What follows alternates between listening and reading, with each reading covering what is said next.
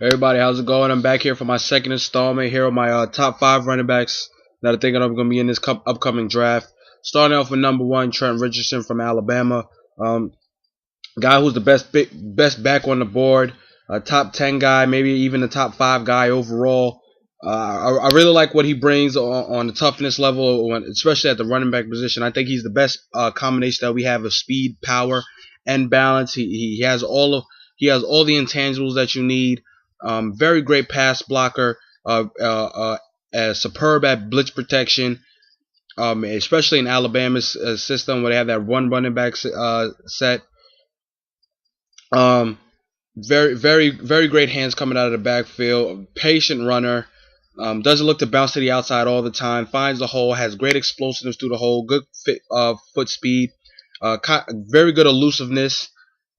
He's not a guy that'll look to shake you all the time. He'll run through you as well. Um, he was the best in 2009, I believe, when they had Mark Ingram and Trent Richardson. I believe he was the best back as a true freshman, and he really helped that team. He really helped that team, especially when it came to top end speed and a lot of times that Mark Ingram would get caught from behind. But once Trent Richardson got to that second level of the defense, he was gone. You wasn't going to catch him. So that's one thing that he has. He definitely has that second burst once to get into the second level. If you don't tackle him once he gets into that secondary, he's gone. He's definitely going to score. So that's one thing I really like about him a lot. Like I said, the best combination: speed, power, balance, vision. Vision is a phenomenal. Uh, just that he's the one of the best competitors I've seen coming out, especially in the SEC this year. Everybody knew how that offense was so centric around him.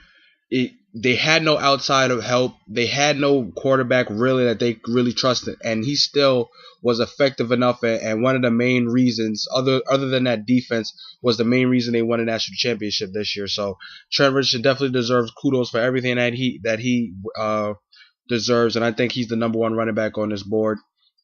And I think he's definitely he's a top 10 player in my opinion. I think he's top 5.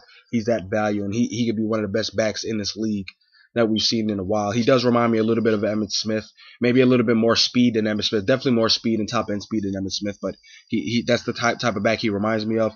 Moving on to my number 2 guy, David Wilson out of Virginia Tech. Love that kid a lot. He's a playmaker, very explosive.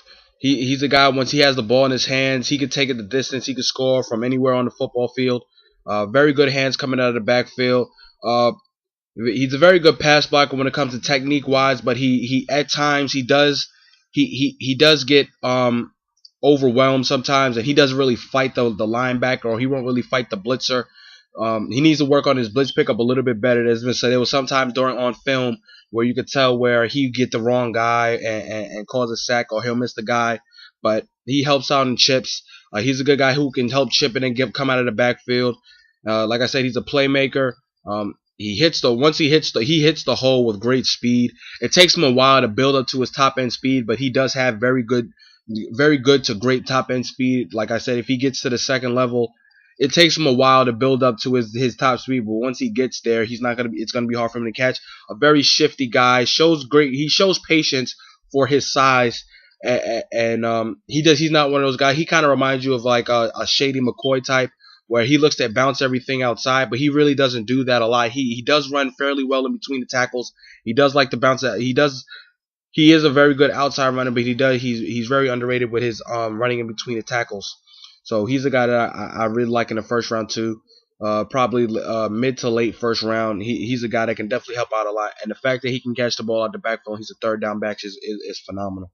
My number 3 guy is Doug Martin from Boise State. He's a guy that not a lot of people know about because he didn't go to the big school like Alabama, Texas, USC, Florida. He didn't go to those big schools. He went to Boise State. But he was really, I think, the catalyst, in my opinion, of that Boise State offense. He is the best running back I've seen to hit the hole. He's a pure north-south runner. He hits the hole with aggression, speed, real violent, and he's a guy that he once he gets through the hole and he's coming you at full speed, get out of his way. He's a guy that likes to run you over. He likes to be physical. He's not like a Brandon Jacobs. He's not like a LeGarrette Blount who likes to run you over.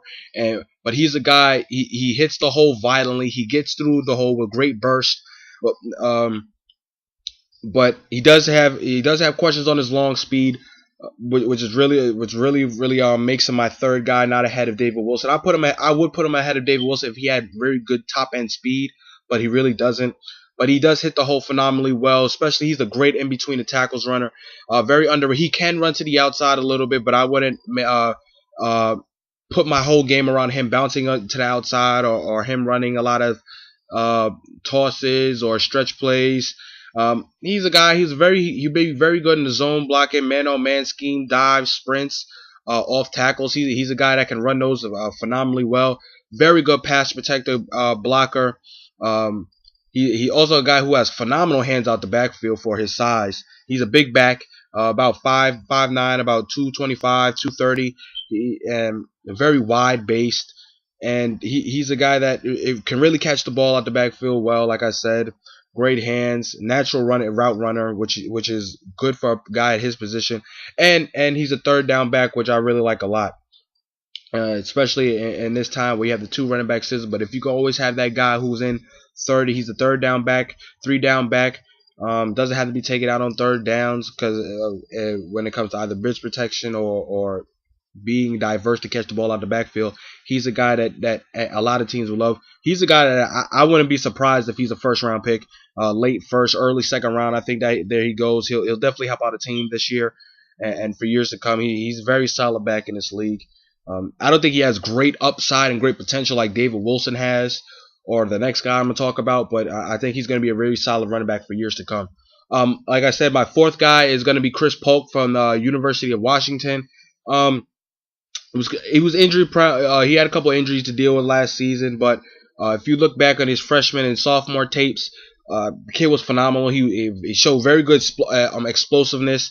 Especially, he's a very good outside runner. Can run in between tackles as well. Very underrated. Nobody thinks he can catch the ball as well, but I think he can catch the ball phenomenally well.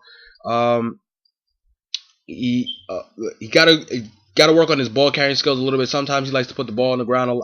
Sometimes and key things, but that's something he can always work on.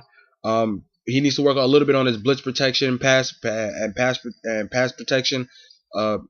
Sometimes his technique doesn't look there as well. He does lack some foot speed as well when it comes to but he does jump cut a lot. But he's a guy though I think who has so much upside just because of he's a physical freak. And he's a guy that I really liked even when he was a freshman at Washington. I seen him play against Notre Dame, USC, and he would look phenomenal. So his vision sometimes is a little sketchy. Sometimes he likes to bounce it outside a little bit too much. He needs to run in between the tackles a little bit more. Sometimes a hole is there and he doesn't trust it, and he'll try to bounce to the outside, which is not good for a lot of running backs. Where if the hole's there, you need to hit it, especially in this league where the hole's going to close up quick. If it's there one time, then it's gone the next. So that's something that he really is going to have to work on. I think he has very good power. He doesn't have the balance of speed and power like a guy like Trent Richardson or the power of Doug Martin, but he's kind of in between. He's a tweener in between those two.